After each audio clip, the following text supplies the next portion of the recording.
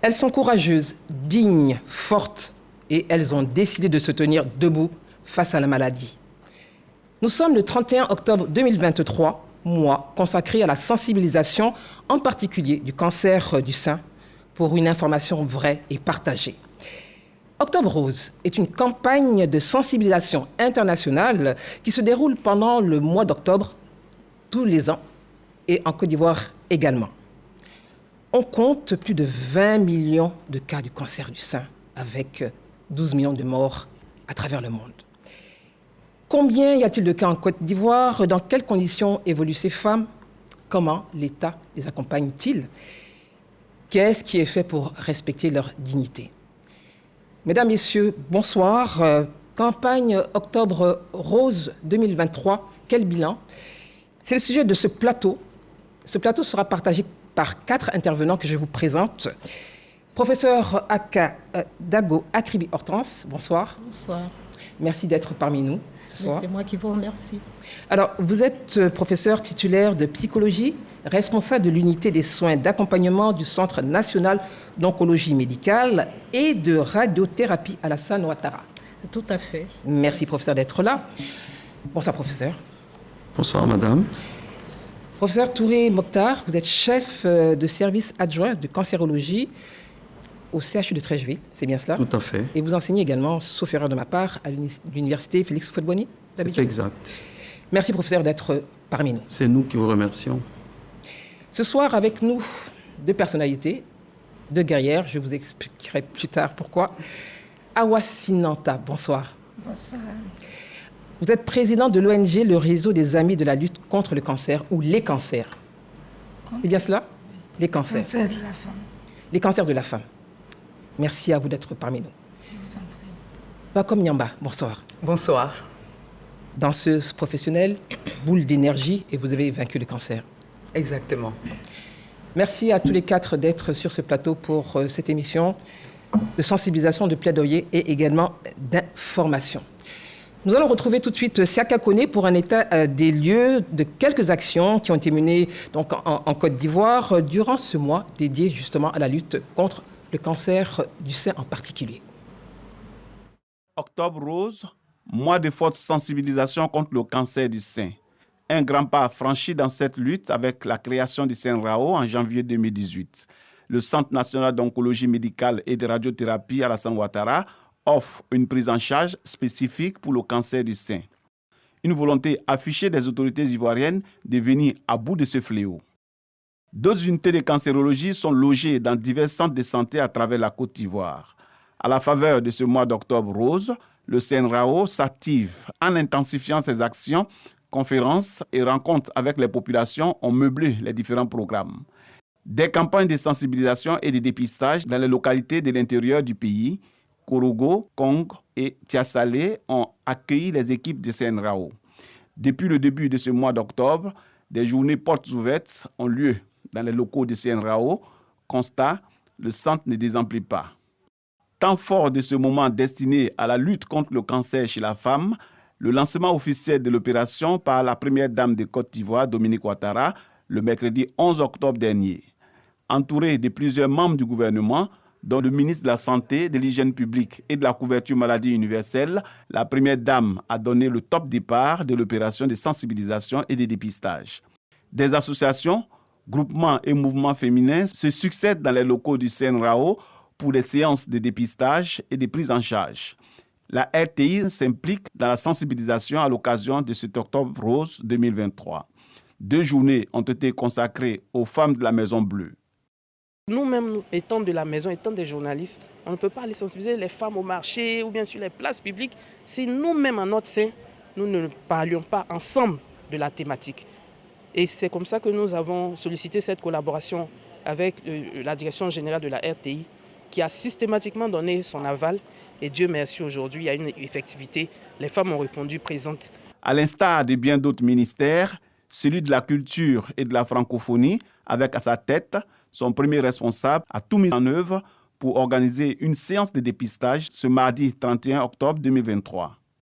Je salue bien sûr l'initiative qui a été portée par la direction des ressources humaines du ministère de la Culture et de la Francophonie et le CACAB, qui à travers les campagnes de sensibilisation, tout en utilisant l'art, la culture, permet de faire passer des messages, permet de sensibiliser, permet de démontrer que le cancer est bien sûr une réalité, mais permet aussi de donner de l'espoir. En marge des institutions, de nombreuses ONG, associations féminines œuvrent à Abidjan et à l'intérieur du pays en vue de sensibiliser et offrir des opportunités à leurs adhérents au cours de ce mois d'octobre rose. On organise une séance de dépistage là, pour qu'elles viennent se faire dépister pour connaître exactement leur position. Si elles sont positives, à ce moment, on leur indiquera des endroits pour les prises en charge à Abidjan, où il y a les centres appropriés pour ça. Octobre rose tire à sa fin, mais le combat continue. Oui, le combat continue. Merci Siaka Koné, Ibrahim Touré et Paco Mafri pour le montage. Cette émission est également la vôtre, vous qui nous regardez à travers le monde. Vous scannez le QR code qui va s'afficher au bas de l'écran et vous posez vos questions qui seront partagées avec nos 4 invités. Professeur, Madame Sinanta, Madame Nyamba. Oui. Un commentaire sur cet élément. Professeur, je rappelle également que je précise que vous êtes également enseignante à l'université Félix Houphouët-Boigny d'Abidjan. Tout à fait. Alors cet élément montre bien l'essentiel même de Octobre Rose, qui est une période dédiée à toute la sensibilisation et à l'information qui est apportée autour de tout ce qui concerne le cancer du sein. Ce qui est intéressant, c'est de voir comment l'accent est mis sur l'information, mais également sur la nécessité d'un dépistage précoce. Alors, on voit bien toutes ces personnes qui viennent et ça permet en grande partie de dédramatiser le cancer du sein. On parlera justement de cet élément un peu plus tard. Madame Nyamba, que vous inspire justement ce qu'on a vu à l'instant? À l'instant, la campagne est effective. Et le volet artistique me touche tout de suite parce que l'art est un instrument qui permet de véhiculer de façon aisée tout message. Et passer au travers de l'art pour sensibiliser ces femmes-là, je crois que c'est un élément, un volet qui devait être davantage développé parce que c'est un élément qui déstresse et qui permet à toute personne souffrante ou bien portante de se détendre et, j'ai envie de dire, de déplacer son cœur vers la vie. Déplacer son cœur vers la vie. Professeur Mokhtar Touré. Alors, moi je voulais simplement dire que ce qu'il faut savoir quand on regarde ce genre d'éléments, c'est que nous sommes en pleine période, en Afrique subsaharienne et en Côte d'Ivoire en particulier, en pleine période de transition épidémiologique. Jadis, on avait les maladies infectieuses tropicales qui constituaient des problèmes de santé publique. Et puis aujourd'hui, on se rend compte que montent en puissance les maladies chroniques non transmissibles. Diabète, hypertension artérielle et cancer. C'est la transition épidémiologique en Afrique subsaharienne et en Côte d'Ivoire en particulier. 20 millions de nouveaux cas dans le monde, 12 millions de décès. Et parmi ces cancers, le cancer du sein constitue un fléau social. Et c'est la raison pour laquelle la sensibilisation doit être optimale. Non pas au mois d'Octobre Rose, mais elle doit être pérenne. Elle doit être pérenne parce que le cancer n'attend pas le mois d'Octobre Rose. Oui. Donc, il faut mener ces sensibilisations-là. C'est pour dire, quand on regarde ça, on se rend compte qu'en Côte d'Ivoire, il y a des outils performants, des outils structurants. Mais il faut les faire évoluer dans le sens de l'amélioration. Et je pense que c'est de ça qu'on va parler ce soir. Absolument. Awa Sinanta, alors vous êtes à la tête d'une ONG. Justement, quand vous regardez cet élément, cette sensibilisation dont on a parlé, qu'est-ce que cela vous inspire? Quels commentaires cela vous inspire? Je vais rejoindre le professeur tout de suite. Je dirais que la sensibilisation contre le cancer du sein, ça ne doit pas être seulement qu'en octobre. Parce que le cancer, il gagne du terrain chaque jour. La lutte doit être continue. Chaque jour, on doit pouvoir être sur le terrain, dépister, faire du porte-à-porte, expliquer ce que c'est que cette maladie-là.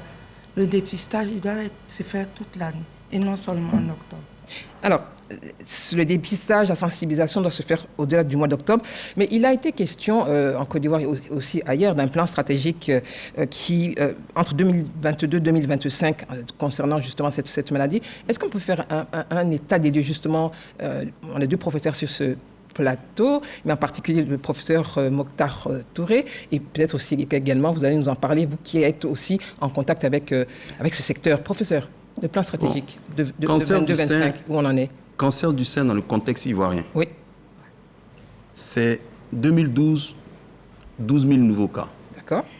2020, 17 300 nouveaux cas. Croissance exponentielle. Parmi ces cancers, le cancer du sein constitue un problème majeur de santé publique. Le programme cancer a été mis en place en 2008. Et ce qu'il est important de dire, c'est que la Côte d'Ivoire a une gouvernance propre au cancer. Parce qu'il y a la formation des hommes, il y a les mécanismes de détection précoce, il y a la construction de centres anticancéreux, et puis il y a la politique du médicament. Quoique insuffisant, on a une gouvernance propre au cancer. Mais beaucoup reste à faire. Et aujourd'hui, le cancer, on a des chiffres, c'est 3306 nouveaux cas de cancer du sein, c'est 1785 décès. Est-ce que ces chiffres, ils sont à la hausse? C'est vrai que aujourd'hui, c'est vrai que vous êtes là en tant que psychologue, mais ils sont à la hausse par rapport aux années précédentes? L'information importante, c'est de dire que l'incidence du cancer du sein augmente aussi bien dans les pays occidentaux qu'en Afrique au sud du Sahara, mais on vit plus longtemps aujourd'hui lorsqu'on a un cancer du sein. C'est ce que je dis. On a des outils performants qu'il faut améliorer, qu'il faut faire évoluer dans le sens de l'amélioration. Sinon, on a des outils performants. La Côte d'Ivoire aujourd'hui, quand on est dans des congrès, on est dans des réunions, c'est vrai, on fait un peu en Afrique subsaharienne la course devant, mais le tout n'est pas d'être premier, c'est de le rester. Il y a beaucoup reste à faire. Il est important qu'on aille vers une amélioration, qu'on se mobilise dans le sens de l'amélioration, une mobilisation beaucoup plus ambitieuse pour pouvoir parfaire tout ce qui est fait en ce moment. Une mobilisation beaucoup plus ambitieuse. Alors, professeur, justement, vous êtes, je rappelle, indépendamment du fait que vous êtes professeur, c'est vrai, vous êtes enseignante, mais là, en tant que psychologue, une mobilisation pour une autre ambition. Vous travaillez donc, vous êtes au CNRO. Ça me... En réalité, j'ai toujours... C'est le Centre national de recherche d'oncologie médicale et de radiothérapie. Alassane Ouattara. Professeur. Alors, effectivement, je pense qu'il y a aussi une plus grande visibilité de la question des personnes atteintes de cancer du sein, puisque la sensibilisation, l'information permet également d'augmenter le nombre de personnes qui viennent au dépistage et donc d'avoir des chiffres qui sont plus élevés parce qu'autrefois, on ne les avait pas. L'autre chose, c'est-à-dire dans ce plan stratégique, c'est vrai qu'il y a tous les éléments qui concernent l'identification de ces personnes atteintes du cancer du sein, mais il y a également ce qu'on apporte. Quels sont les moyens que nous avons pour la prise en charge? Et la prise en charge, elle se fait, c'est vrai, à un niveau médical, avec tout ce qui sera lié à l'oncologie médicale, mais également à un niveau qui est celui des soins d'accompagnement, c'est-à-dire comment est-ce qu'on prend en charge ces personnes-là qui sont dépistées, c'est ça, qui sont dépistées, et donc qui ont besoin d'avoir une vision de ce qu'elles peuvent être dans la vie. Ça va être le sujet de notre deuxième partie de l'axe 2. Alors, je voudrais vous demander, toutes les deux, donc Mme Niamba, Mme Sinanta, votre regard sur l'état des lieux. Vous êtes de l'autre côté, c'est-à-dire que vous n'êtes pas du corps médical, mais comme on dit, vous êtes des guerrières. C'est pour ça que j'en parlais dans mon introduction. 2 guerrières, vous avez vaincu cette maladie. Quel est votre regard justement sur l'état des lieux, Mme Sinanta? Je suis plus ou moins satisfaite parce que j'ai remarqué qu'au fil des années, beaucoup de femmes ont accepté de se dévoiler. Il fut un temps où, au moment où j'ai décidé de lever le voile sur cette maladie, c'était difficile. Et encore au sein de notre ONG, c'est difficile d'en parler. Quand tu vois une dame et tu lui demandes de venir faire une émission avec toi, soit de venir devant tout le monde dire qu'elle a le cancer avec son époux, c'est difficile. Souvent, les femmes font la maladie, la famille n'est pas au courant. Donc aujourd'hui, cette année, j'ai remarqué que beaucoup de femmes ont accepté de témoigner à visage découvert. J'étais vraiment contente. Je sens que la sensibilisation et le dépistage, on sent sur le terrain que ça marche parce que les femmes savent maintenant accepter cette maladie-là et puis elles bravent les interdits et elles en parlent sainement. Et de votre côté, alors, comment vous regardez cela? Quel est l'état des lieux que vous faites, Mme Niamba? Oui, dernièrement, j'ai assisté à une campagne de sensibilisation et j'avoue que les chiffres m'ont un peu bousculé de savoir que les chiffres progressent au lieu de de descendre, de regresser. Et là, cette année particulièrement, il faut dire que j'ai vraiment senti la campagne de sensibilisation. J'ai vraiment senti Octobre Rose pour dire que l'alarme est là, elle est allumée. Et donc, tous les corps, les différents corps médicaux s'activent pour pouvoir maîtriser cet élément-là. Et c'est vraiment très intéressant de voir les femmes aujourd'hui, parce que dernièrement, j'étais au centre de cancérologie pour mes séances de radiothérapie. Oui. Elles ont le sourire, elles commencent à avoir le sourire, elles commencent à avoir de l'espoir. Et aujourd'hui, c'est surtout de sortir les femmes de l'ignorance. Il faut qu'elles sortent de l'ignorance. Il faut qu'elles sortent de l'automédication. Est-ce qu'il n'y a que les femmes qui doivent sortir de l'ignorance? Enfin, quand je dis sortir de l'ignorance, c'est pousser la campagne de sensibilisation pour emmener ces femmes-là à prendre tout de suite conscience de leur état dès qu'elles sentent le petit bobo sur le sein, ou prendre l'habitude de suivre les consignes données par les médecins en ce qui concerne l'autopalpation, par exemple, à la maison, pour pouvoir éviter des désagréments, par exemple. Donc, c'est ça, sortir de l'ignorance pour moi. C'est suivre ces différentes consignes, être sensible à la chose, parce que là, le professeur donne les chiffres. Pour moi, c'est énorme. C'est énorme. Alors, justement, hein, on parle de cancer donc du sein. Comment survient ou peut survenir, professeur, ce cancer du sein? Alors, je voulais faire une précision. Oui. On ne doit pas trop s'alarmer du fait que l'incidence du cancer du sein augmente. Pourquoi? Parce que la cause, elle est méconnue. Oui. On n'identifie que des facteurs de risque. Mais dans les pays occidentaux, l'incidence augmente. En Afrique, l'incidence augmente parce que la cause, elle est méconnue. On identifie des facteurs de risque. On doit plutôt être heureux qu'on vive plus longtemps, qu'on détecte tôt et qu'on vive plus longtemps, même quand on a le cancer. C'est le dépistage. On ne peut pas l'éviter comme ça parce que les facteurs de risque. Et sur lesquels? Je reviens à votre question. Oui. La cause du cancer du sein, elle est méconnue. On identifie des facteurs de risque qui permettent de définir un profil de patient, de personnes sur lesquelles on doit axer une surveillance. Par exemple, la ménarche avant 9 ans. La ménopause après 55 ans. La première grossesse à terme supérieur à 35 ans. L'obésité, la sédentarité. Ce sont des facteurs qui entraînent ce qu'on appelle une imprégnation hormonale d'oestrogène dans l'organisme. Vous voyez, vous ne pouvez pas dire à quelqu'un, n'ayez pas votre puberté à 9 ans. Donc c'est inscrit dans ce qu'on appelle le génome du malade. Par contre, c'est un cancer qui est dépistable. Lorsqu'on le dépiste tôt, on en guérit. Vous comprenez ce que je veux dire? Il y a une nuance. Bien sûr. Les chiffres augmentent aujourd'hui parce qu'il y a beaucoup de gens qui sont formés. Les chiffres augmentent aujourd'hui parce que la cancérologie est une discipline transversale. Donc, il y a beaucoup d'imageurs, il y a beaucoup d'anatomopathologistes, il y a beaucoup de psychologues. Donc, on diagnostique. Et il y a des ONG également. Le potentiel humain existe, donc on diagnostique plus. Oui. Mais le combat, c'est de faire en sorte qu'on vive plus longtemps et qu'on dépiste tôt, qu'on vive plus longtemps. Alors, merci professeur. Alors, nous sommes suivis, hein, je le disais tout à l'heure, nous sommes suivis, il y a 3 questions, je vais vous les adresser. Alors, il y a Sem Liu de Côte d'Ivoire qui dit « Bonsoir, chère maman », bonsoir, donc qui vous salue. Ma question est la suivante. Quel est le...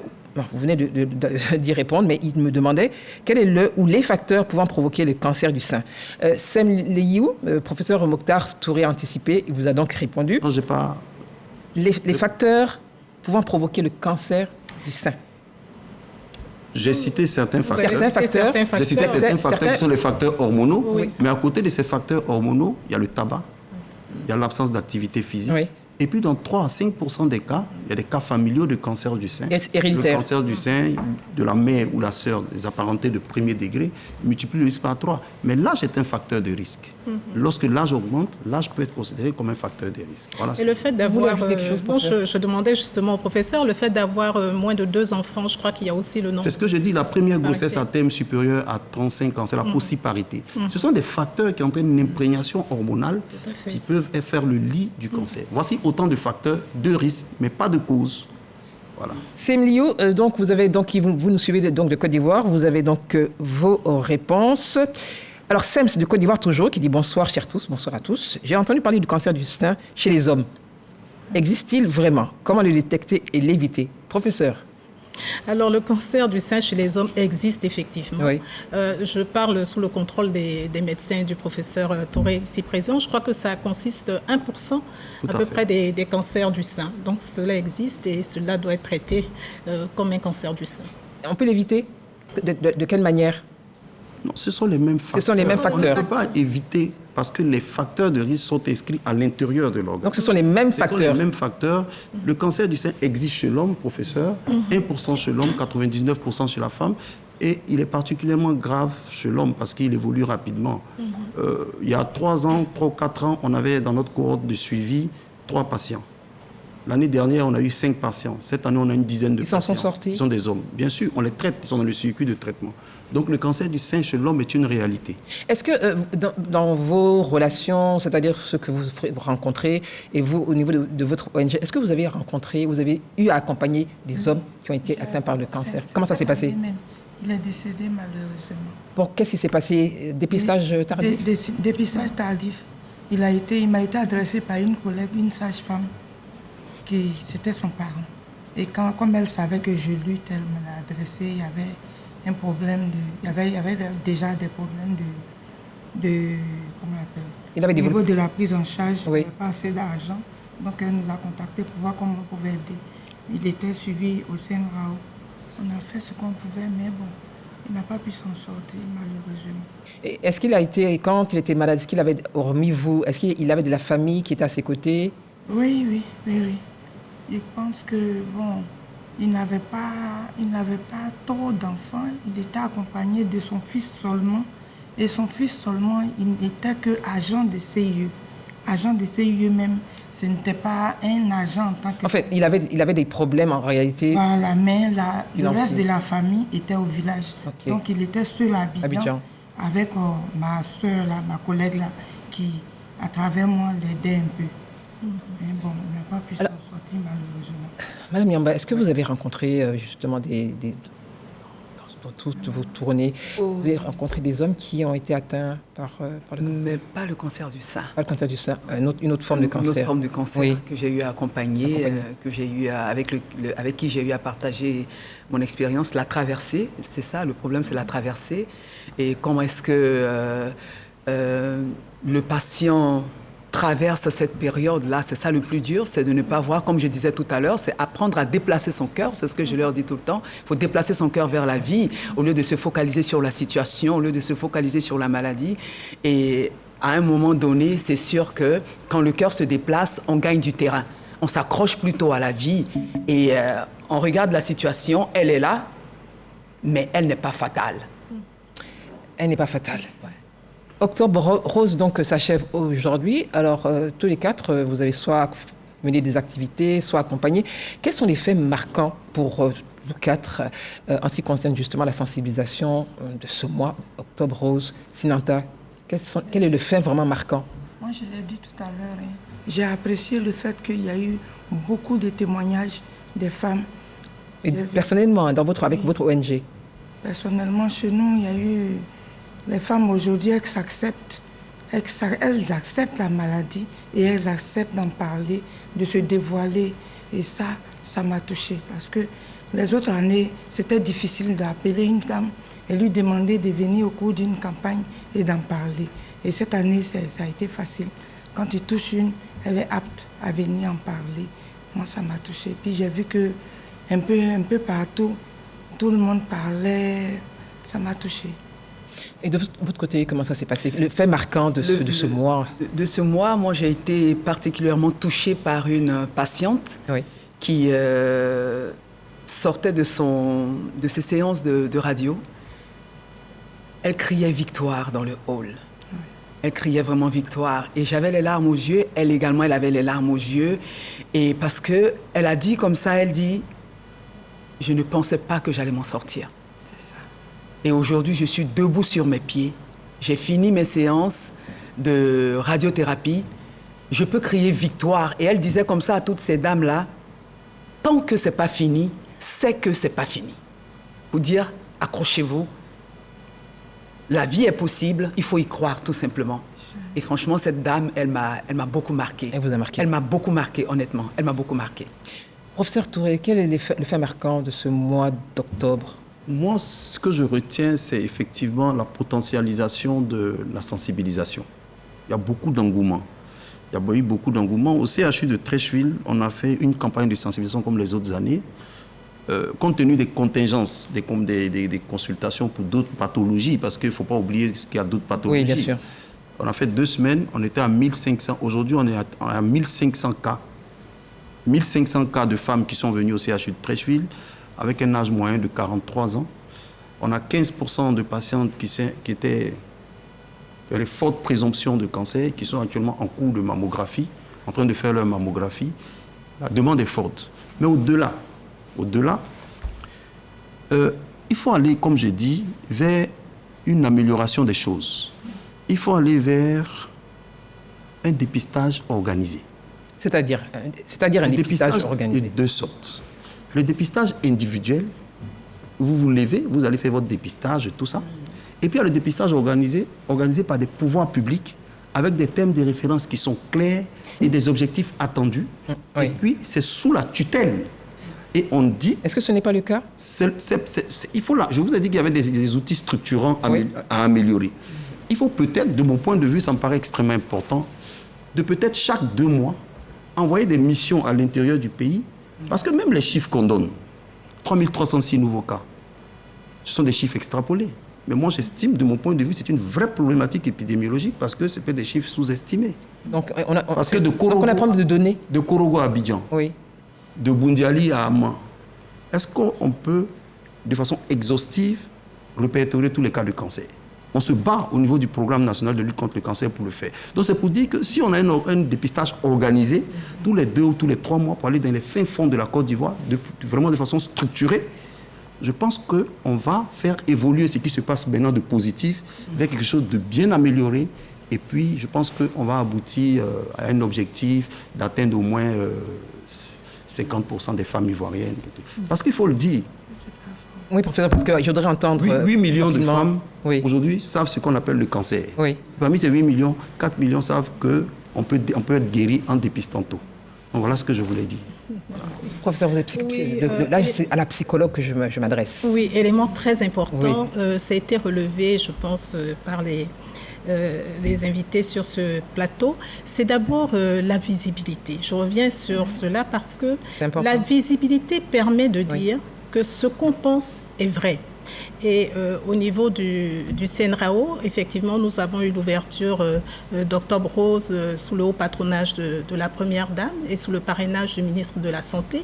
Et là, nous avons entendu des témoignages à visage découvert, différentes formes de témoignages. Témoignages de vie d'une personne combattante également, mais également de femmes qui sont venues, qui ont fait un balai pour montrer qu'elles étaient là pour se battre et pour avoir la vie. Donc ça montre qu'aujourd'hui, si ces femmes se permettent de le faire, c'est parce qu'il y a un espoir derrière. On n'est pas dans la situation où le cancer, ça tue, on ne peut rien faire, on se cache parce que rien que d'annoncer ce diagnostic, c'est déjà la mort annoncée. C'est déjà la mutilation annoncée avec la chirurgie, la mastectomie. C'est le fait de ne plus être une femme tout simplement parce que c'est un organe noble pour la femme qui est touchée dans le sens de la féminité, dans le sens de la sexualité, dans le sens de la maternité. Alors, lorsqu'on voit ces femmes venir de façon massive déjà se faire dépister, bien entendu dans des endroits assez spécifiques et pendant Octobre Rose, on se dit effectivement qu'il faut le continuer pendant toute l'année. Mais ce sont des leçons intéressantes. Nous, au CNRAO, on a reçu quand même 3000 femmes qui sont venues. C'était ouvert tous les jours, mais je peux vous dire, au début, c'était timide, mais après, ça a été du bouche à oreille. Oui. Et évidemment, il y avait beaucoup de femmes, ce qui veut dire que le besoin est là et le dépistage, il se fait quand on ne sent rien. C'est pas quand on commence à avoir une boule, quand on commence à avoir mal. Non, c'est quand on ne sent rien. Donc, quand on arrive, c'est pas parce qu'il y a quelque chose. On veut savoir. On veut savoir. Voilà. Donc, ça, c'est intéressant à voir en termes d'ouverture et d'acquis, mais il y a bien d'autres acquis dont on pourrait parler par la Absolument. suite. D'autres acquis, il est important d'avoir de la visibilité, de l'espoir. Nous allons entamer l'axe 2. Comment parvenir à la dédramatisation, on en a parlé tout à l'heure, de cette situation. Une incursion dans l'univers des survivantes qui sont également pour nous des guerrières. Leurs témoignages sont extraordinaires. Suivants. Koumassi Ramblay, terminus 32. Au premier étage de cet immeuble réside Awa Sinanta et sa famille. Elle a vaincu la maladie depuis plus de 8 ans. Une bataille loin d'être un fleuve tranquille. Dépistage, ablation du sein, séance de chimiothérapie, le traumatisme et un autre cancer du poumon. Un combat gagné en grande partie grâce à son entourage. Elle a bénéficié du grand soutien de son époux, ses parents, ses enfants, ses collègues, ses amis et même de son voisinage. Quand elle avait le cancer, Awa pleure, je pleure. Je parle, mais ça me revient. On pleurait ici ensemble. Demain, mais j'avais avec elle. Awa pleure matin, je pleure matin. Elle pleure. J'ai dit, je quitte chez moi matin à 8h. Je rentre chez moi à minuit. Pourtant, je suis mariée. On dirait que moi, j'avais la maladie. Quand je viens, je monte pour voir comment elle va. Et c'est comme ça, nos liens se sont renforcés. Si on ne la voit pas 2 jours, 3 jours, on vient. Finalement, moi, ce n'est plus ma grande soeur, elle est devenue ma maman. Parce que je faisais pratiquement tout ici. Il y avait des jours, quand elle venait s'enlacer, m'enlacer comme ça. Et puis elle me disait, ma grande soeur, je sais que je vais mourir, mais j'ai peur de quelque chose. Mourir et laisser mes enfants. Même étant seule, quand je pense à cette phrase-là, j'ai la chair de poule. Je la serre contre moi comme ça, je lui dis non. Alors qu'intérieurement, mon cœur veut exploser. Je lui dis non, mais tu sais, tu n'iras nulle part. Aie confiance en Dieu. Tu vas sortir de là. Et tu feras beaucoup de choses. Ces enfants-là, tu assisteras à leur mariage. Et tu joueras avec tes petits-enfants. Donc, il y a eu l'apport de Dieu, sa foi dans cette maladie-là. On a passé pratiquement des nuits à faire des zikrs.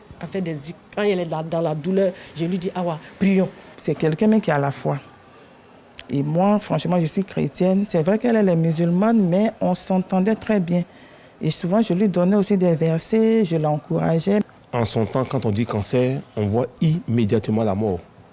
Voilà, mais de par elle-même, sa force de vaincre la maladie, nous autres aussi, on a eu le courage de la soutenir avec l'apport de Dieu. On est fiers qu'elle soit aujourd'hui un porte-étendard, qu'elle soit vraiment l'espoir de ces femmes-là aujourd'hui qui font la maladie. Autre victorieuse du cancer du sein, Bakom Nyamba. Elle subit une ablation en novembre 2022. Aujourd'hui, elle se porte mieux. Une boule d'énergie et un réservoir d'espoir, au dire de quelques proches. Nous les avons rencontrés à Dabou, où elle réside depuis le début de sa maladie. Ce qui l'a vraiment aidé, c'est qu'elle a établi Dieu au centre de sa vie. Et sinon, ce n'était pas possible. Mais dans cette situation de désespoir, elle a pu trouver l'espoir dans la parole. Comment quelqu'un qui a cancer du sein danse. Quelqu'un qui a cancer du sein entraîne des gens qui sont en bonne santé aussi. Mais c'est vraiment une chose qu'il faut déjà sortir de cette peau d'abord de la maladie afin de pouvoir réaliser ces choses. Elle a combattu en fait. Voilà, elle a combattu. Elle était forte. Elle avait juste le courage. Elle était déterminée. Ce qui est incroyable, elle est toujours là, dans la joie. Si même il y a un petit truc, un petit bobo entre nous, non, réglez-moi ça. Ça veut dire quoi ça? Toujours la joie, c'est qui dit son credo qui est là. En plus des soins, ces ondes positives distillées par leur entourage ont dédramatisé la situation et ont mené Awa Sinanta et Bakom Nyamba à survivre, se reconstruire et à guérir. Dédramatiser le cancer du sein, informer de manière précise tout en diffusant des histoires de survivantes pour rappeler que la guérison est possible. Léa Murel-Guigui, présidente de l'ONG Ecomédia, en fait son cheval de bataille cette année pour la campagne Octobre Rose.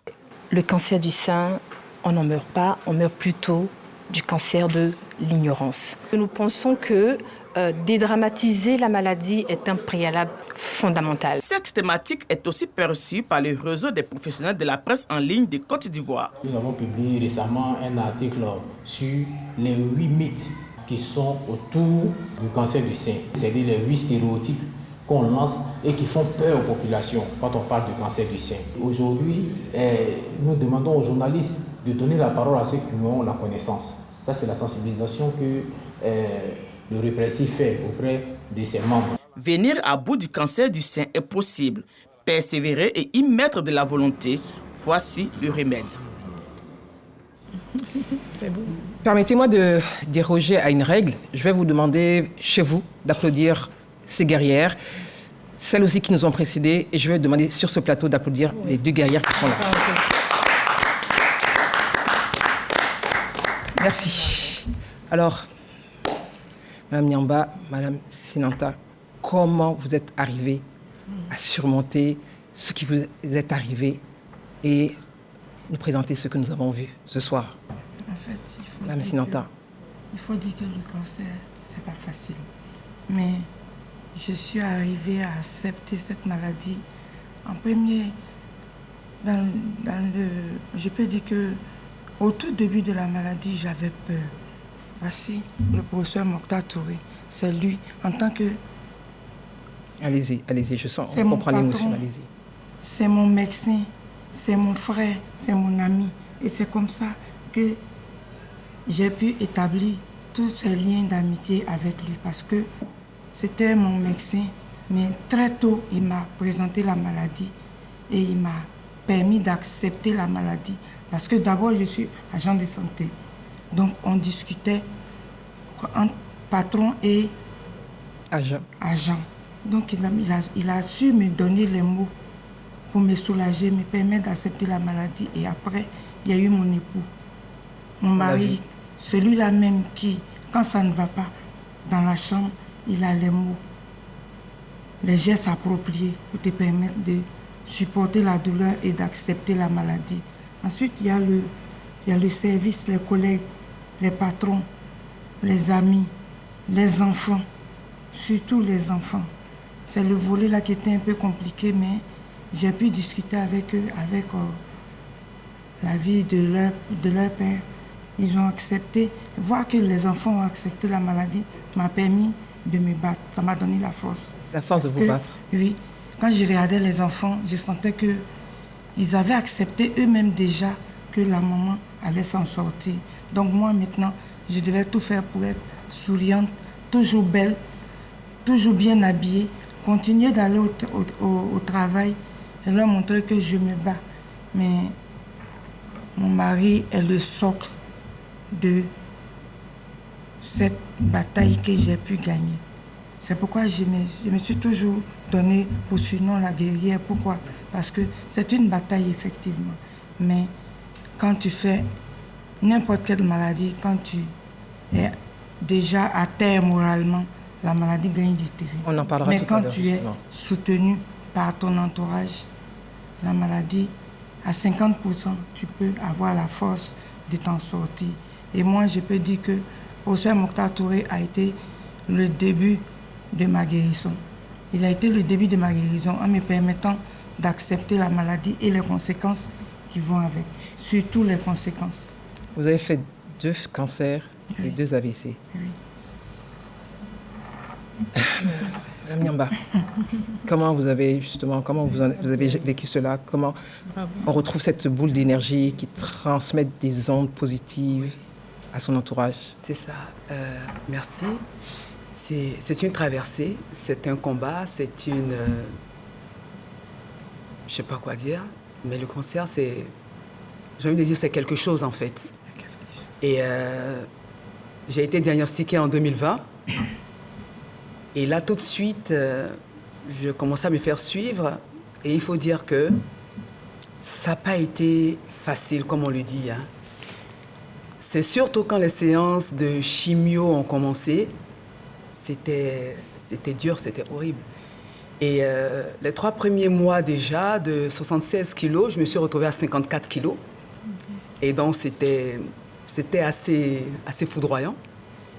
Et il faut dire que j'ai une passion, c'est la danse. Et j'ai une force, elle réside dans le spirituel. Et tout de suite, je me suis fait entourer surtout de mes enfants. J'ai 2 enfants. Et mes amis, tout de suite, ils étaient présents. Les collègues de travail, je n'en avais pas parlé parce que je n'osais même pas en parler. Et vu mon absence, à un moment donné, j'étais tenue d'en parler à mes responsables. Et donc, tout de suite, ils m'ont accompagnée. Et j'ai envie de dire que Les séances de chimio, les consultations, les médecins et le professeur Adoubi, professeur Didi Koko et toutes ces personnes qui m'ont accompagné m'ont vraiment accompagné avec le cœur en fait. Et vraiment avec le cœur. Parce que dans cette histoire-là, c'est le cœur. C'est le cœur. C'est le cœur. Et quand le cœur t'accompagne, tu le sens et tu as envie de t'accrocher à la vie, rien que pour ces personnes qui te disent que tu vas y arriver et tu vas t'en sortir. Alors, professeur, vous êtes psychologue, je l'ai dit tout à l'heure. Quand vous annoncez, qu'est-ce qui se passe quand vous avez en face de vous un malade et que vous devez lui annoncer, on en a 2 guerrières sur ce plateau. Comment ça se passe pour l'annonce du diagnostic? Et vous-même, dans quel état d'esprit vous êtes? Oui, très bien. Alors, l'annonce du diagnostic, déjà, ça se fait par le médecin. C'est le médecin qui reçoit, qui fait l'annonce. Et c'est vrai que tout de suite, on va voir que du point de vue émotionnel, il y a quelque chose qui se passe. Soit un grand silence, soit c'est totalement le vide où on se dit on est déjà mort. Il y a des réactions de la personne qui reçoit l'annonce.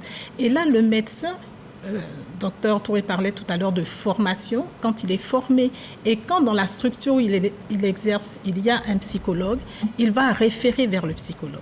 Donc, le psychologue, ce n'est pas forcément celui qui annonce. Cela dépend des cas, c'est d'abord le médecin. On accompagne, on reçoit.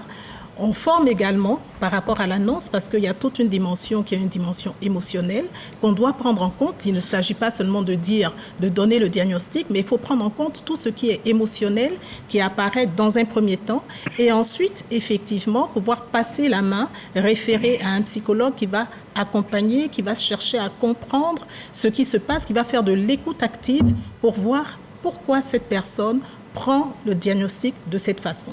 Et qu'en est-il de son entourage? Parce que quand un malade arrive, l'entourage, comment il réagit? Et vous, quel est ce rapport avec l'entourage? Tout à fait, j'y viens parce que la personne qui vient peut venir seule ou venir accompagnée parce qu'il y a souvent un problème de langue à partager. C'est quoi la recommandation? La recommandation, si on ne comprend pas la langue du patient, c'est vrai que très souvent, il vient accompagner avec l'accord du patient. Au-delà de la non-compréhension de la langue, est-ce qu'il est recommandé que le malade soit accompagné? Ça dépend de ce qu'il veut. Il y a des patients qui ne viendront pas en disant « je ne peux pas venir seul, j'ai besoin d'être accompagné par quelqu'un, par mon époux, par un ami, par une sœur, etc. etc. » Donc on a tous les cas de figure, mais ce qui est important à dire, c'est d'abord ce que le patient lui-même veut. Parce qu'il y a toute une question qui est celle de l'annonce qui concerne le patient. Et lorsque le patient vient même seul, on lui demande après, est-ce qu'il sent ou est-ce qu'il éprouve le besoin de faire venir quelqu'un pour l'accompagner? Parce que, remarquez, il y a des personnes qui viennent et la personne accompagnante reste en salle d'attente. Oui. Ça peut être l'époux, ça peut être un ami, ça peut être une sœur. Or, le fait d'être accompagné pour des patients, c'est parfois important. Je vous donne juste un exemple autour de l'annonce. L'annonce est faite. On a accepté, on n'a pas accepté. Le diagnostic va permettre de voir comment le malade réagit. Mais le malade, souvent, quand il arrive, il dit « Oui, moi, j'entends bien ». La femme dit « J'entends bien qu'après la chimiothérapie, on va devoir me faire une mastectomie, une chirurgie ablative, mais mon mari n'est pas d'accord.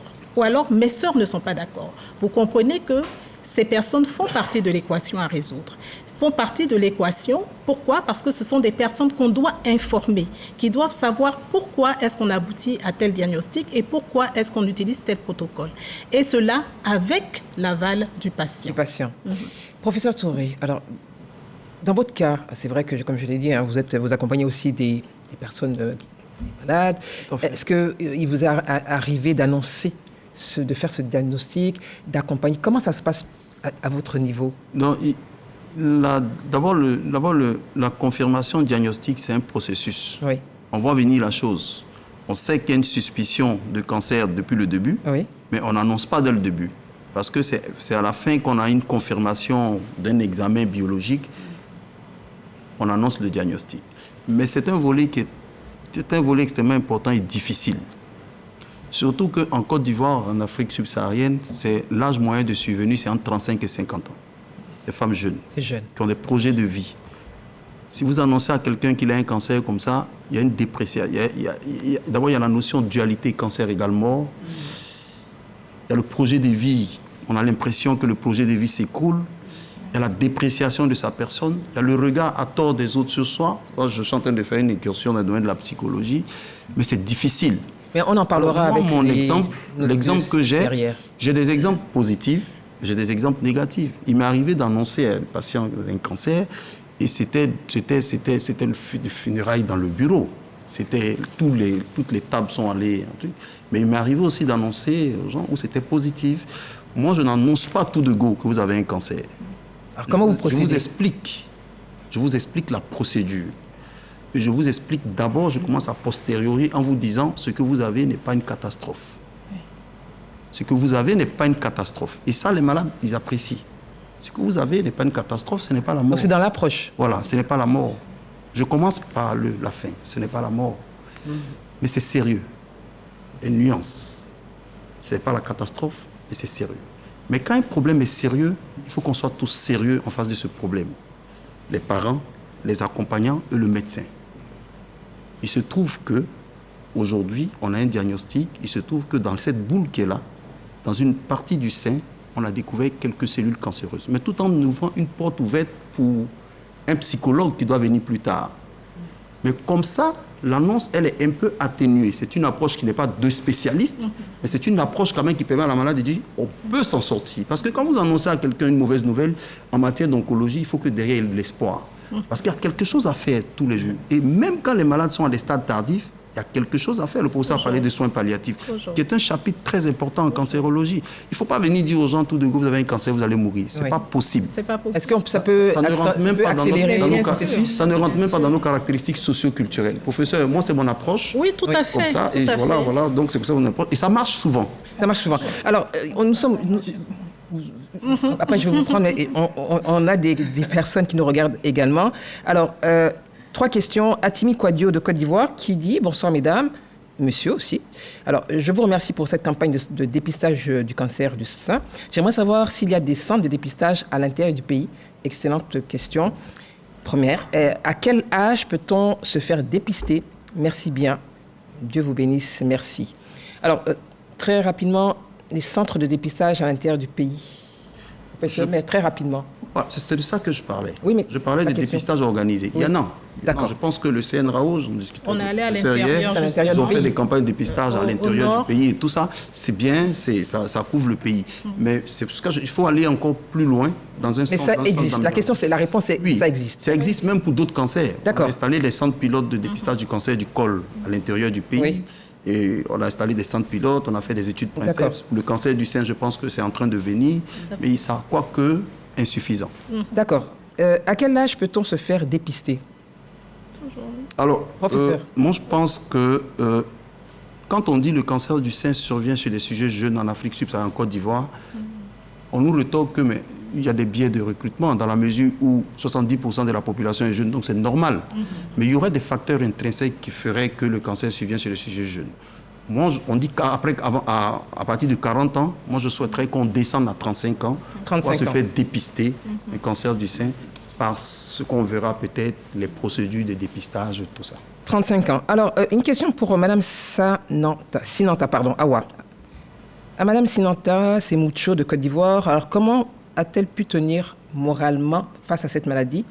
Et je poserai la même question, même si elle n'est pas ici, à vous, Madame Nyamba. Alors, Madame Sinanta, comment vous avez pu tenir moralement face à cette maladie? C'est vrai que vous en avez parlé, mais je pense qu'il faut reprendre, parce que c'est un message qui est important. Il faut dire que ça n'a pas été facile, mais j'ai eu le soutien, comme je le dis, j'ai eu le soutien de mon époux d'abord. Oui. Surtout mon époux, parce que la maladie, c'est la nuit. La maladie, c'est la nuit. Quand tu es seul face à la maladie la nuit, elle gagne du terrain. Mais j'ai pu supporter toutes ces nuits difficiles où je saignais, où j'avais les douleurs, grâce à mon mari qui était toujours là, qui avait les mots pour me remonter le moral quand je tombe, quand je dis non. Je sais que ça ne va pas aller. Il me dit non, ne dis pas ça. On a encore de belles années devant nous. Le professeur te l'a dit. C'est difficile, mais on va s'en sortir. Ah ouais, ça va aller, tiens, bon. Mais je dirais que le Seigneur d'abord, en toutes choses, face au cancer, c'est Dieu. C'est Dieu qui nous permet de tenir. Moralement, c'est Dieu. Je me suis accrochée à mon Dieu. Je me suis accrochée à lui. Parce qu'il arrivait à un certain moment où je me disais, mais bon, je n'ai pas choisi. Nous sommes des milliards. Vous avez été découragée parfois? Oui, beaucoup. J'ai été découragée souvent, mais je me dis, si Dieu m'a choisi et qu'il m'a donné cette maladie-là, lui seul sait pourquoi. Parce que dans la famille, il n'y en a pas. Il n'y en a pas. J'ai été la seule. Et jusqu'à présent, derrière moi, il n'y en a pas. Il n'y en a pas. J'ai été la seule. Donc, je me suis donnée au Seigneur.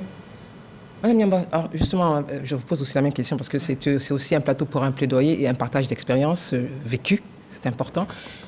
Vous avez parlé de vos enfants tout à l'heure, mais est-ce qu'ils ont accepté justement cette situation? Vous leur avez expliqué exactement ce que vous aviez et les risques? Comment ça s'est passé avec vos enfants? Avec le petit garçon, je ne suis pas allée en profondeur, mais avec la grande fille, oui. Et elle a commencé à couler en larmes, en fait. Elle a commencé à pleurer parce que les échos qu'elle avait concernant cette pathologie, bien sûr, c'est le drame. Et elle voyait sa mère, effectivement, en train de fondre, de descendre, de perdre du poids et puis, bon, d'avoir des difficultés à se déplacer, à se nourrir et tout. Et donc, ça a été des moments vraiment assez difficiles pour mes enfants. Et l'entourage, j'ai envie de dire, l'entourage est très, très, très, très important. Qui m'entoure pendant ces moments? Avec qui je parle? C'est très important. Moi, j'ai dû déménager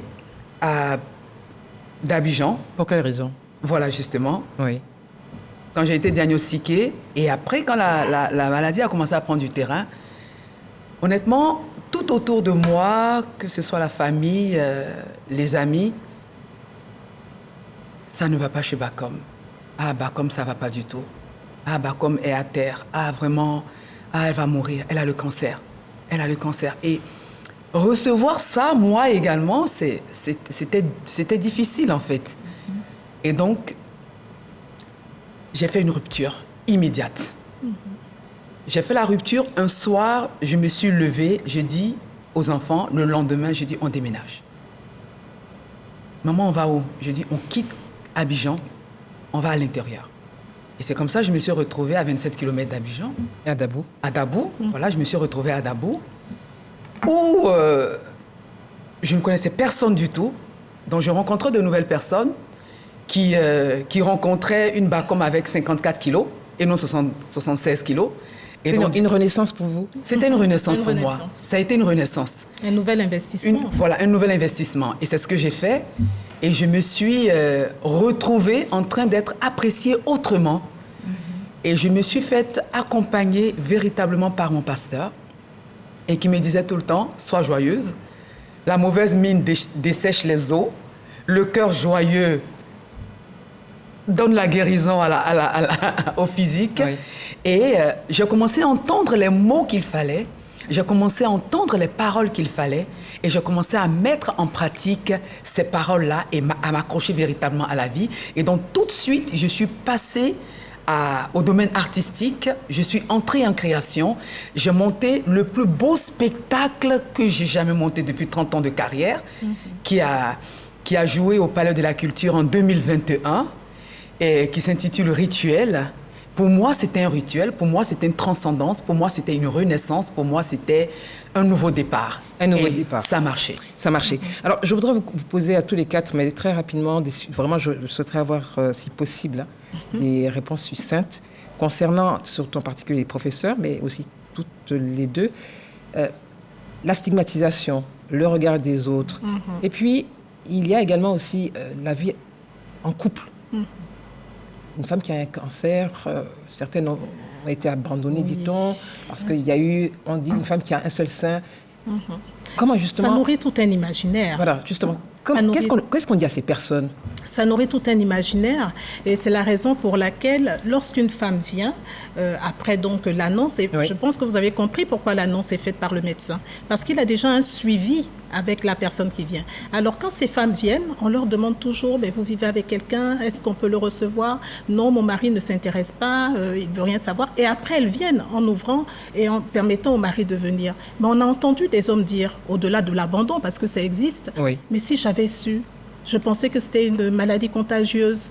Mais à partir du moment où vous pensez que c'est une maladie contagieuse, c'est vrai que vous avez aussi une posture qui est celle de l'éloignement. Mais il faut dire aussi qu'il y a tout le vécu de ces femmes qui souvent projettent sur l'autre des sentiments négatifs. Parfois, on a le sentiment, quand elles parlent, on ne m'aime pas, ou plutôt, si j'en parle, je vais être rejetée. Elles ne disent rien, et pourtant, ces personnes-là ne les rejettent pas.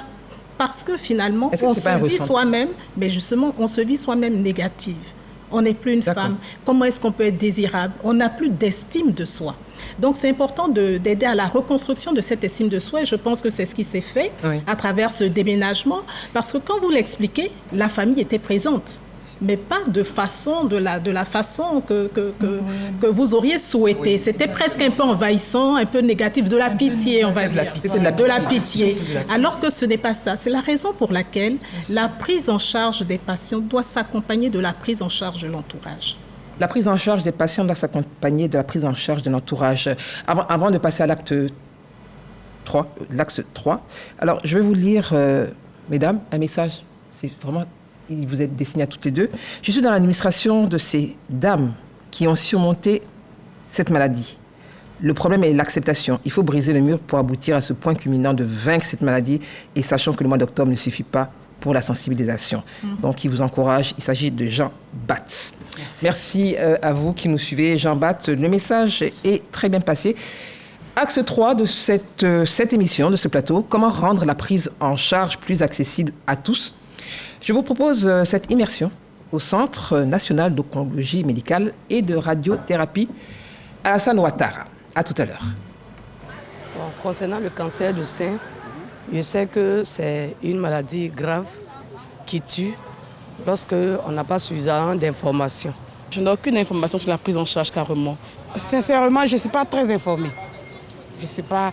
J'entends parler, je vois en fait la sensibilisation, mais je n'ai jamais pris la peine comme ça de bien m'asseoir pour me former. Contrairement à la croyance populaire, une prise en charge existe effectivement en Côte d'Ivoire pour les malades du cancer.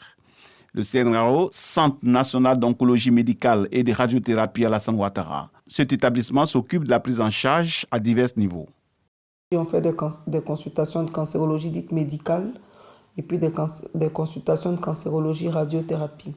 On a également ce qu'on appelle des consultations d'accompagnement, qui sont des consultations de psychologie, de nutrition, de socio-esthétique en cancérologie. On a également des soins d'oncologie médicale.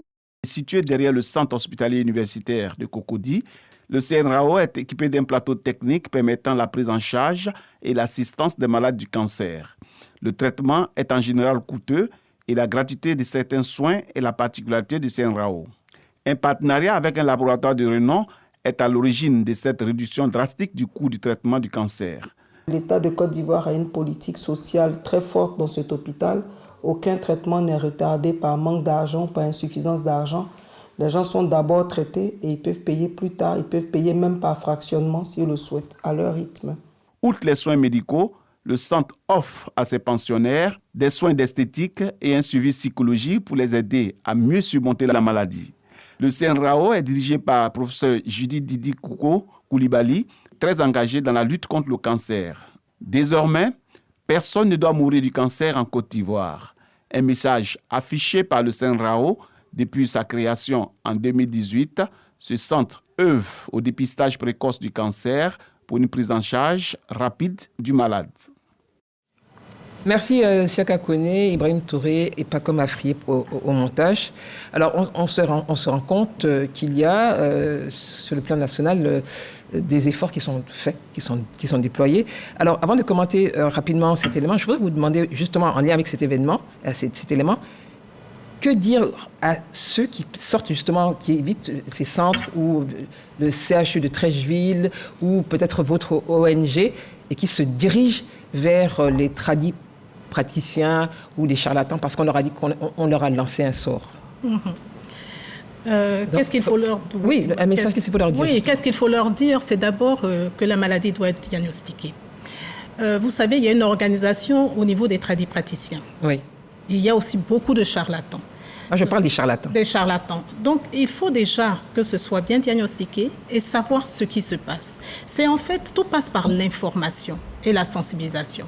Mais comme vous le dites si bien, il y a tout le sens qu'on accorde à une maladie. Qui m'a rendu malade? Pourquoi est-ce que je suis malade?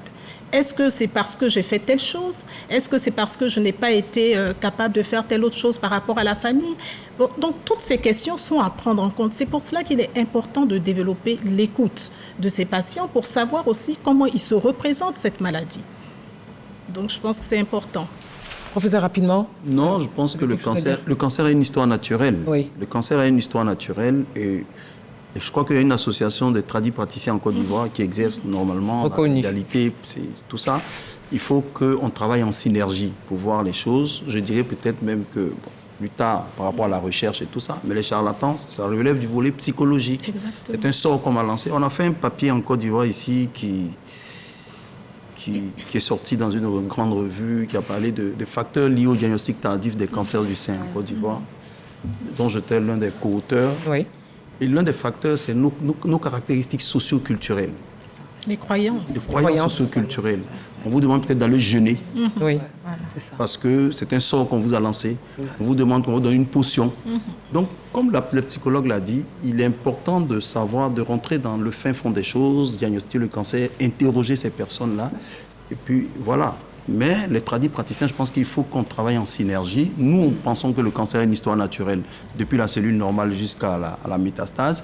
Eux, ils ont peut-être leur histoire naturelle du cancer. Il faut qu'on travaille en synergie. En synergie. Voilà. Alors, Awa Sinanta et Madame Nyamba, justement, est-ce que vous estimez que l'accompagnement justement de cette maladie, la prise en charge, elle est suffisante? Comment vous la ressentez? Comment ça se passe à votre niveau? Madame Sinanta, vous avez une ONG d'ailleurs. Oui, moi je dirais que moi je suis contactée par, soit c'est les médecins même qui me contactent en me sollicitant pour aider une malade qui n'a pas les moyens de prendre en charge ses chimios. Et nous, à notre niveau, qu'est-ce que nous faisons? J'essaie de voir dans mon groupe d'amis ou dans le groupe d'amis de mon mari ou de mes amis. Je prends une ordonnance que je propose à quelqu'un, je lui demande s'il peut nous aider à payer l'ordonnance et c'est comme ça. Avec mes différents passages aussi sur les différentes chaînes, il arrive que certaines personnes m'appellent pour me demander s'ils peuvent payer une chimio ou bien prendre en charge une ablation d'une malade. Et c'est comme ça. Mais il faut dire qu'aujourd'hui, le cancer touche la classe basse de notre société. Des femmes sont touchées par le cancer, n'arrivent même pas à avoir 500 pour manger. Comment cette femme-là peut se payer une chimio dans l'ordre de 200, 250 quand c'est tardif? Plus la maladie est découverte tardivement, la chimio revient chère. Donc c'est difficile. C'est difficile. La prise en charge, c'est difficile aujourd'hui. D'ailleurs, Sir Clovis Ngambanda de République démocratique du Congo, Mboté, nous vous saluons depuis Abidjan. Il demande quel est le coût du traitement moyen des séances de chimio et de mastectomie. De chimio. Je m'arrête à la chimio. Professeur. Je ne sais pas si je dois répondre à votre précédente question. J'ai dit... Vous pouvez bon, rapidement. En Côte d'Ivoire, ici, honnêtement, je dis qu'il y a une gouvernance propre au cancer. Oui. Je l'ai dit. Je dis qu'il y a des outils structurants. Mais ça reste insuffisant. Si on veut se baser sur les critères internationaux de prise en charge, il est important de parfaire certaines choses. 1. La formation. On a une formation postdoctorale ici, dont je suis l'un des membres du directoire. Il y a des centres qui se créent. Ça reste insuffisant. Tous les spécialistes... Il y a certaines choses qui sont faites. Tous les spécialistes s'accordent à dire qu'un pays comme la Côte d'Ivoire a besoin d'au moins 5 centres de radiothérapie. On n'en a qu'un seul. Okay? Il y a une politique du médicament qui se fait depuis 2015, avec la subvention nationale de médicaments, qui doit être parfaite. La chimiothérapie, ça va dans l'ordre de 150 000 à 900 000 tous les 21 jours. 150 000 à 900 000 tous les 21 jours. 150 000 à 900 000 tous les 21 jours. Voilà. Alors, oui, professeur. Je peux partager l'expérience du CNRAO, qui est un établissement public, où justement, face à cela, on réfléchit tous. L'État apporte ce qu'il peut en ce moment-là. Il y a également des choses qui sont faites en termes de réflexion. Comment aider? Donc, au niveau du Centre national d'oncologie médicale Alassane Ouattara, nous avons des donateurs, par exemple, qui viennent, qui donnent pour des personnes qui ont des besoins. C'est vrai que c'est peut-être pas très suffisant, comme toujours. L'argent, c'est le nerf de la guerre. Mais on peut dire que c'est à encourager et c'est à valoriser. Pourquoi? Parce que dans la politique d'accessibilité au traitement, il y a quelque chose qui est très précis, c'est que personne ne doit différer le début de son traitement parce qu'il n'a pas d'argent. Et justement, c'est la possibilité de dire à ces personnes de venir commencer à se soigner et ensuite de pouvoir payer à tempérament ou selon leurs possibilités. Donc ça, c'est quelque chose qui existe, c'est mettre en place aussi toute une équipe par rapport au recouvrement, par rapport à l'accompagnement, et c'est nécessaire, c'est important, et ça donne des résultats. C'est toutes des ressources humaines qui sont dédiées justement à ce processus. Bien sûr, à ce processus, en sachant que c'est une chaîne. C'est une chaîne parce que l'information est portée, on accompagne la personne par rapport à cette information. J'ai dit qu'on avait des dons aussi qui venaient de personnes, de structures, de sociétés. On en reçoit. Il y a des personnes vers qui on va et qui donnent. Il y en a d'autres qui donnent parce qu'elles savent que la cause est importante. Et c'est à partir de ce moment-là qu'on se rend compte que c'est tous ensemble qu'on peut vraiment aider les personnes qui sont atteintes du cancer. Non, il n'y a pas que l'État, mais ça vient aider aussi ce que l'État fait. Je crois que dans l'accessibilité au traitement, il y a les traitements qui sont faits par le laboratoire Roche, c'est pas grave, on en dirait que c'est pas grave. Qui donne aussi une accessibilité donc à toutes les personnes qui sont suivies. À un moment donné, il n'y avait pas des médicaments, peut-être vous allez me dire qu'il y avait une gratuité d'un accompagnement à un moment donné? La politique du médicament, elle est en place. Comme j'ai dit, ça reste insuffisant. Parce que le consommateur final, qui est le patient, il doit pouvoir aller tranquillement prendre son paquet de traitement et se traiter. Comme elle a dit, c'est une mobilisation de tous. Il faut inverser la tendance. Ça, c'est comme on dit, dans le meilleur des mondes, il faut inverser cette tendance-là. Alors, il faut faire une politique du médicament de telle sorte que le consommateur final puisse avoir accès aux médicaments facilement. Le cancer est une maladie hétérogène. Le cancer du sein de X ne se traite pas de la même manière que le cancer du sein de Y. Il y a des médicaments innovants qui se font aujourd'hui à cause de l'évolution de la biologie, mais ce sont des médicaments qui coûtent excessivement cher. Avec un certain partenariat qu'on a, on a pu quand même avoir ces médicaments-là gratuitement pour un certain nombre de patients. Avec des partenaires des partenariats privés. Sous tutelle de l'État, on a pu avoir des médicaments gratuits. Donc c'est une bonne chose. Mais non, c'est une piste, mais ça reste à parfait parce que dans l'évolution, ça a connu quand même quelques insuffisances. Par exemple, je prends un cas pratique. Cancer du sein qui s'est généralisé. On décide en réunion de faire un traitement innovant associé à une chimiothérapie. Le traitement innovant coûte 3 millions. On me le donne gratuitement. La chimiothérapie coûte 300 000. Il faut associer ces deux médicaments. Mais on trouve la chimiothérapie à 300 000 comment? On doit réfléchir en termes de package. C'est-à-dire les firmes qui nous aident doivent se réunir et puis on doit discuter du problème de l'accessibilité aux médicaments. Comment on associe pour faire un package de telle sorte que le consommateur final il puisse aller à la pharmacie, prendre son package et puis venir se traiter. Alors, en vous écoutant, c'est vrai que vous allez nous expliquer qu'en réalité, il y a des possibilités qui sont il y a des possibilités. Oui. Avec des partenaires privés. Tout à fait. Mais moi, je voudrais justement à ce niveau, parce que vous êtes professeur, donc vous accompagnez des malades. Mais on a, je l'ai dit tout à l'heure, deux guerrières ici, Sinanta et Mme Nyamba. Vous, qu'est-ce que vous pensez par rapport à cela, justement? L'accessibilité aux médicaments, vous vous êtes prononcé tout à l'heure, et vous, à votre niveau, comment, justement, on peut améliorer, même si vous n'avez pas de corps médical, comment on peut améliorer les choses? Comme le professeur le disait tout à l'heure, je veux dire que la démarche est entamée, mais elle est insuffisante, en fait. La prise en charge, moi, par exemple, j'ai eu une prise en charge... j'ai une assurance qui m'a aidée en ce qui concerne la chimio. La radiothérapie elle ne prenait pas en charge la radiothérapie. Mais bon, j'ai des amis qui m'ont accompagnée et tous ces éléments ont vraiment aidé à pouvoir faire mes soins. Même quand l'ablation du sein a été faite, j'ai été véritablement accompagnée. Et je rencontre dans le hall, les patientes, quand nous sommes assises, nous échangeons entre nous. Et ce qui m'a le plus touchée vraiment au centre Alassane Dramane Ouattara, ce centre de cancérologie, c'est les femmes sont satisfaites parce que quand elles arrivent, on ne leur demande pas d'abord de l'argent. On les prend en charge et comme elle a dit tout à l'heure, après, elles payent par tranche.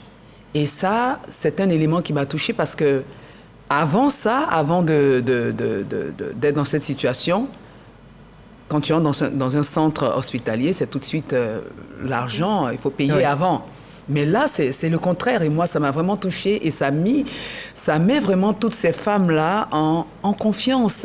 Elles ont une note d'espoir dans le cœur et elles sont détendues, en fait, parce que ce cancer, sinon le cancer du sein, quand tu te retrouves dans cette situation, il faut au maximum que tu sois continuellement détendu. Il faut éviter le stress, il faut éviter la pression. Et le gros stress et la pression, parfois, ce sont les moyens. Et il faut sortir les patients de ce contexte-là, de cet élément-là, pour pouvoir accroître vraiment la guérison. Professeur, moi j'ai une question pour tous les deux. Pourquoi parle-t-on en octobre particulièrement du cancer du sein, alors qu'il y a un autre cancer vous en avez parlé un tout petit peu, le cancer du col de l'utérus. Pourquoi c'est celui du cancer du sein qui est mis en avant? Non, ça a débuté aux États-Unis en 1985, Octobre Rose. Après, il y a une film en France, un journal dont je tairai le nom, avec une structure de pommade et tout ça, la communication est tellement très importante. Et puis, on a vulgarisé. Et puis, en Côte d'Ivoire, en 2002-2003, on s'y est mis. C'est une question de... Mais après, je pense que c'est bien que ce soit venu. On potentialise la lutte, mais c'est une lutte qui doit être pérenne tous les jours. Un dépistage organisé. Un dépistage organisé. Voilà. Est-ce que quand on a été justement malade, c'est vrai qu'on est guerrière, survivante, je sais que vous préférez guerrière, on a une vie de couple normale? Au début, c'est pas facile. Il faut dire que moi, je suis passée par là, le professeur a même intervenu. Au début, après ma mastectomie, ça a été difficile pour moi d'aller devant un miroir. C'était difficile. À plus forte raison, pouvoir me déshabiller devant mon mari, c'était difficile. C'était difficile d'arriver que c'était tellement difficile qu'il en a parlé avec le professeur qui m'a reçu et puis qui a su trouver les mots justes, me permettre d'accepter. Et puis bon, j'ai eu la chance,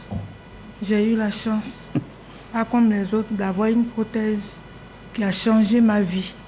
La prothèse mammaire a changé ma vie. Vous avez une prothèse mammaire? Oui. Et aujourd'hui, au sein de notre organisation, c'est là où je vais en venir. Oui. Amener l'État à comprendre que la Côte d'Ivoire, aujourd'hui, avec son statut actuel, on doit pouvoir penser à la reconstruction de toutes ces femmes qui ont connu le cancer du sein. Parce que c'est quand tu passes par là que tu sais ce que c'est. Est-ce que ça ne se fait pas? Il n'y a pas de... Si, il y a la reconstruction, mais c'est des privés. Oui, mais c'est privé. Non, c'est les deux. C'est privé, il y a du privé. Oui. Mais comme nous sommes un service public, il faut en parler. Oui. Il y a des compétences humaines. Non, mais c'est ça ma question. Dans le public aussi. Par exemple, il y a des compétences, j'ai connu le professeur Yao. Professeur Yao. Il y a des compétences, d'une éventuelle collaboration. Parce que, regardez, il y a une jeune dame qui m'a appelé un jour. Et la dame, qu'est-ce qu'elle m'a dit? Elle dit bonsoir maman. J'ai dit bonsoir. Elle me demande, maman, comment tu as fait? Comment tu as fait? Parce que tu es mariée, tu as des enfants. Je vois que ton mari te suit partout.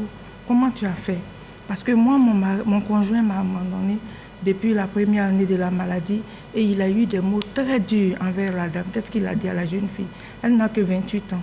Il a dit quoi? Je ne veux même pas d'une femme qui a 2 seins tombés. À plus forte raison, toi qui en as un. Que vais-je faire avec toi?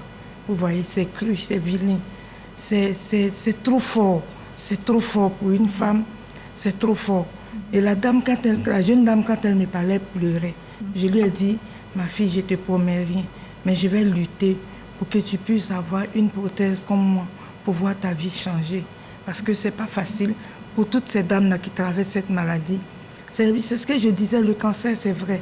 Les conséquences qui vont avec, c'est traumatisant pour la femme. La Côte d'Ivoire doit arriver aujourd'hui à nous aider à reconstruire toutes ces femmes-là, toutes ces jeunes filles. Parce qu'aujourd'hui, le professeur l'a dit, il y a beaucoup de jeunes filles qui connaissent le cancer aujourd'hui, malheureusement.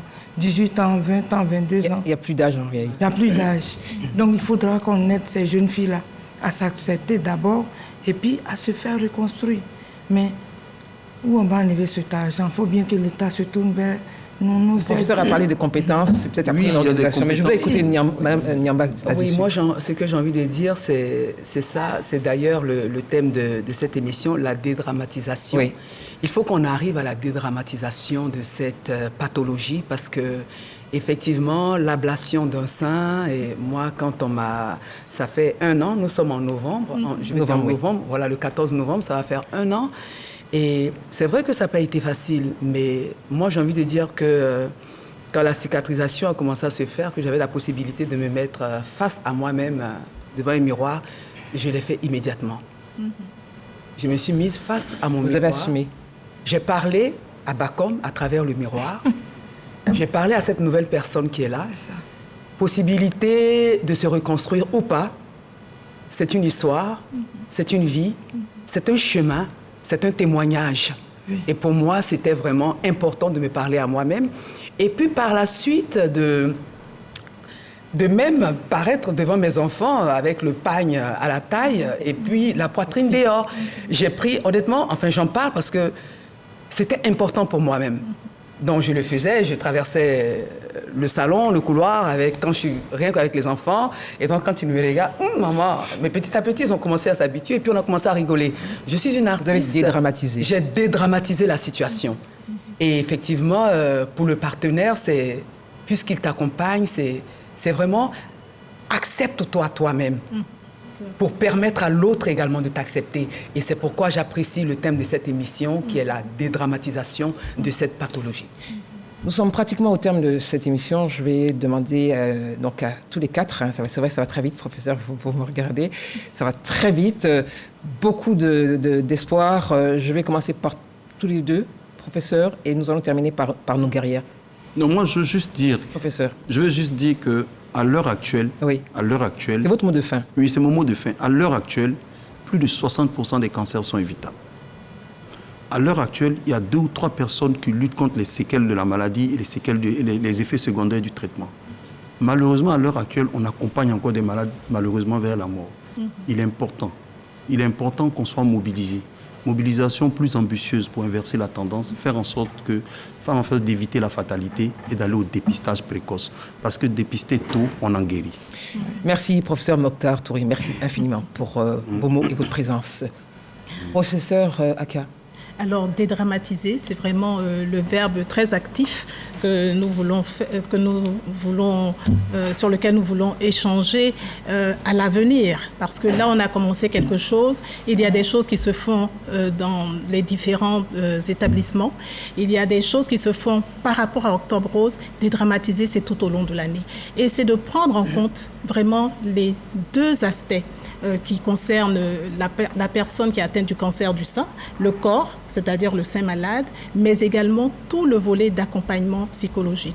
C'est aussi de fédérer tout ce qu'on peut avoir comme association qui viendrait soutenir, accompagner, comme c'est fait par Madame Sananta, parce qu'il faut que les femmes voient, entendent d'autres femmes venir témoigner, venir parler et dire la vie continue. Tout simplement, la vie continue et cela permet de fédérer les familles, de fédérer autour de ces femmes parce qu'elles se seront reconstruites pas forcément sur le plan extérieur, ce qui est important, mais également du point de vue intérieur. Merci, professeur Aka. Awa Sinanta, votre mot de fin. Je dirais que dédramatiser, certes, mais bon, j'ai rêvé et je continue de rêver, c'est quoi? C'est de voir un jour la prise en charge du cancer de la femme gratuit en Côte d'Ivoire. Ça, ma lutte, c'est cela. Votre lutte, depuis toujours.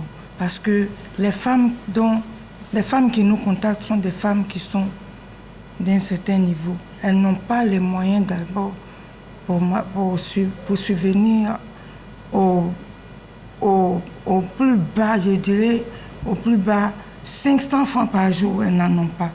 Donc, voir payer 550 000 francs une chimio, c'est déjà difficile. Je me bats pour que l'État a mis une politique en place, qui est la politique de la prise en charge gratuite de l'enfant de 0 à 5 ans. Donc, je voudrais que cette gratuité-là puisse continuer. Merci, Madame Sinanta. Votre mot de fin, s'il vous plaît. Merci infiniment à la RTI pour ce plateau qui nous est offert pour la dédramatisation de cette pathologie. Et je dis à toutes les femmes qu'elles sont des championnes, oui, qu'elles sont des guerrières. Et comme le professeur le disait tout à l'heure, la guérison commence à l'intérieur avant de toucher l'extérieur. Donc il faut être forte, il faut être surtout positive et il faut passer à autre chose. Merci à tous les quatre d'être venus sur ce plateau pour ces messages très forts. Un souhait que le mois d'octobre rose en Côte d'Ivoire serve de rappel pour un engagement fort et continu et une solidarité constante. Cette émission a été réalisée par Arlène Poka, Red Chef Afisiata Karamokodoso, chef d'édition Astou Touré, supervision générale. Le DMI, M. Koné Lanciné. Bonsoir à tous. Nous sommes tous concernés, nous sommes tous solidaires et cela toute l'année. À très bientôt.